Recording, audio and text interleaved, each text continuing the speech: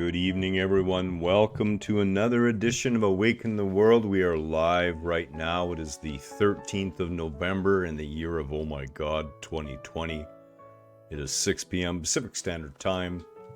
Stop beating yourself up. And happy Friday the 13th. So, you know, I go back a ways. And whenever I see Friday the 13th, I'm reminded of a really bad movie called Saturday the 14th. And it was just a bad movie. It really was, but I remember it. I really do. So, good evening to all of you, of course. We're knee deep in snow here in beautiful, sunny, warm British Columbia. And first, I just want to say how much I love each and every one of you. You are all precious to me. We're all part of this magnificent whole, this one. And every piece of ourselves is valuable, every single last one of us.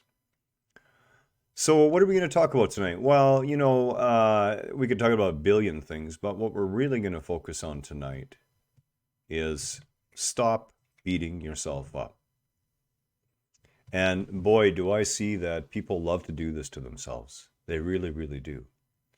And as we've talked about before with the concept of judgment and understanding judgment, there is no worse effect on your own energy field than your own judgment against yourself.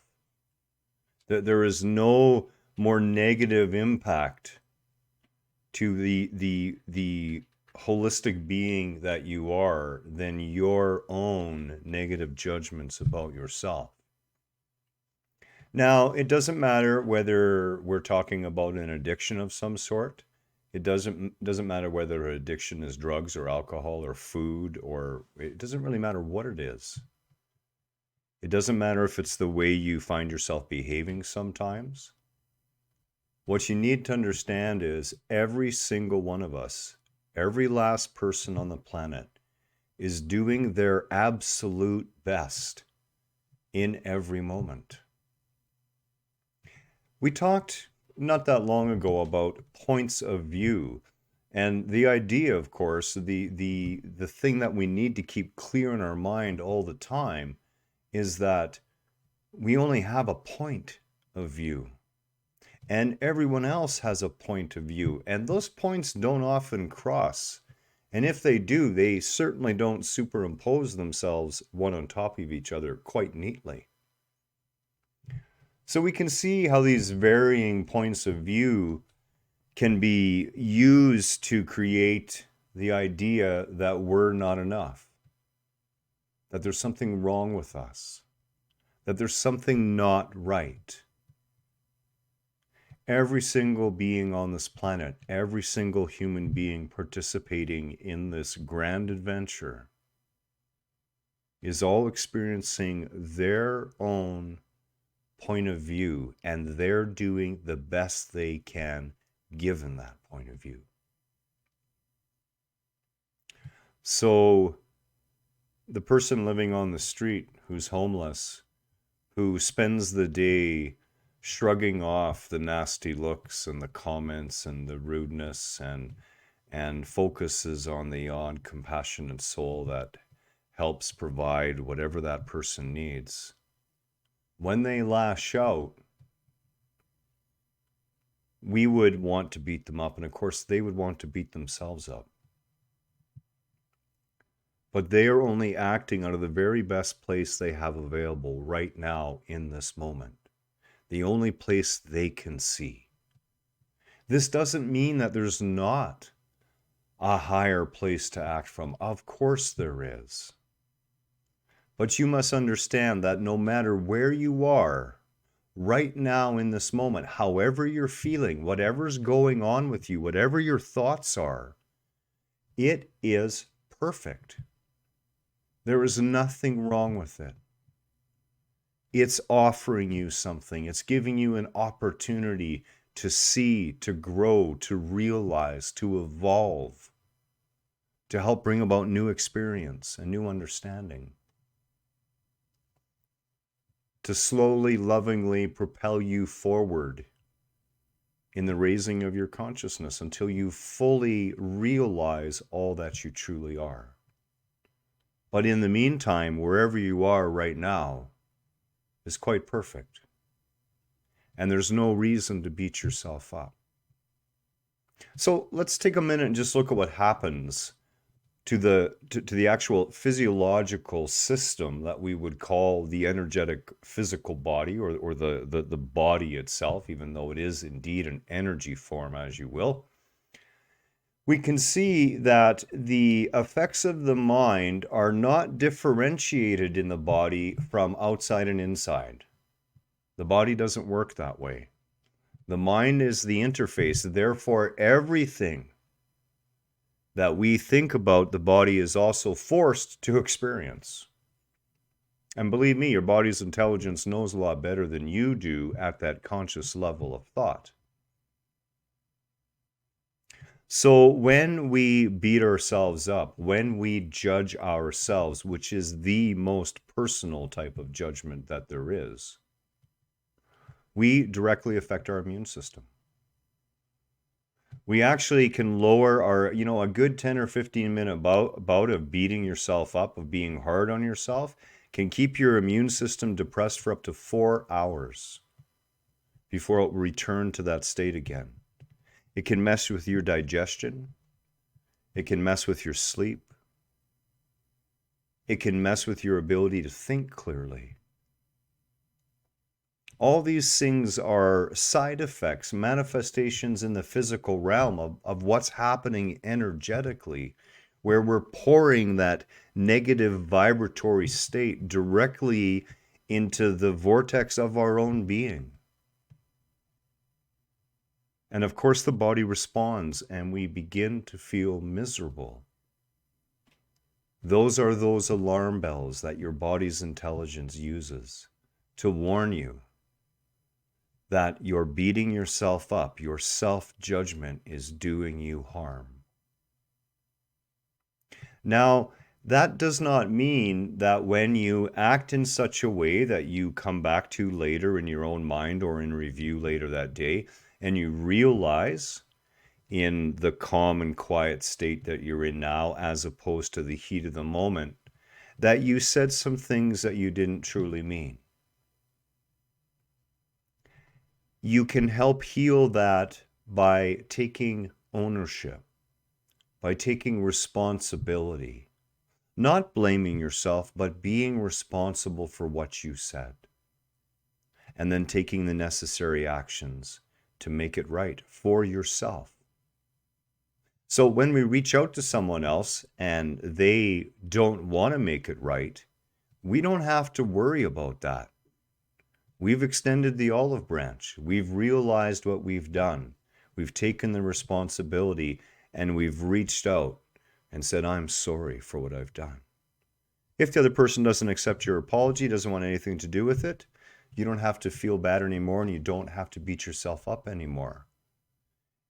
Interestingly enough, we live in this dualistic world. And as I was saying to one of our group members just yesterday, we all forget that we have to take both sides of the coin. You can't want to live in the tropics if you're not willing to experience rain. You're not going to get snow unless you have sun. You're not going to have hot unless there's cold, up unless there's down. Bliss unless there's states of no bliss. Joy, no joy. Sadness. Happiness, anger. All juxtapositions, all playing off against each other in a never-ending tug war of energy. Everything comes within that yin and yang, and yet both sides are inherent within that same, if it was a coin, you get the heads and the tails all the time. You can't always pick heads. It can appear that you're getting heads, but sooner or later, you're going to flip a tails. And you're going to experience the opposite end of whatever it is that you thought things were all about. So don't beat yourself up when it appears that life is not going the way that you think it should. Understand that your point of view is narrow, and that in order for you to grow and expand, sometimes the compassionate destructive side of that creator must step in and help tear away that which is holding your growth back, that which is holding your journey back. So what does it mean to stop beating yourself up? It means to truly take it to heart that no matter what you say or what you do, you're doing the very best you can in this present moment, in every moment. The caveat is, so is everybody else. But since we're talking about ourselves and about not beating ourselves up, how can we put that into practice? What does that mean? What it means is love yourself. And as you would wish of our Creator, take 100% responsibility and have nothing for love but for your creations. Every single one of them, every situation, every experience. Have love for all of them, even the ones which you would never wish to repeat again. Because that experience taught you. It allowed you to grow. It gave you the opportunity to choose, to understand the results of that experience, and to pick a higher path for yourself. Sometimes in our lives, we find ourselves acting completely out of a sleeping egoic state. We either go out and we spend money foolishly, or we behave foolishly, whatever the case may be. Again, we're all children in this universe. We like to think we're adulting all the time, but as far as creation's concerned, we're barely out of the womb yet. There is nothing to fear, and there's no blame or guilt you need carry. None of those things will actually serve you. But the willingness to stop beating yourself up and instead stand tall, even if you're short, in your strength, in the ability to take responsibility for yourself. Look at the word responsibility. It's actually response ability. Knowing that we have the ability to respond, the ability to choose for ourselves, and that we take full ownership for that, full responsibility for our responsibility. This will provide you with a more steadier energetic core, a core that stays more balanced energy-wise. Allow yourself to love yourself just as you are. Go and stand in front of the mirror this evening and take a look at your body and understand that it's just the car you're driving. Maybe your car's a little worn out. Maybe your car's a little on the heavy side, carrying around a little bit extra baggage. Maybe your car's too light. Maybe your car has a broken axle, a busted door, a dented fender. Allow yourself to love and be grateful for that physical form that has carried you and metamorphosed throughout your existence, but has always been there to march you on this planet, to allow you to scurry to and fro. Then look deeper within yourself. See what lies behind your eyes looking out, observing the world. That eternal you that has never changed, no matter how much you've changed in your life. And feel the love of yourself for yourself.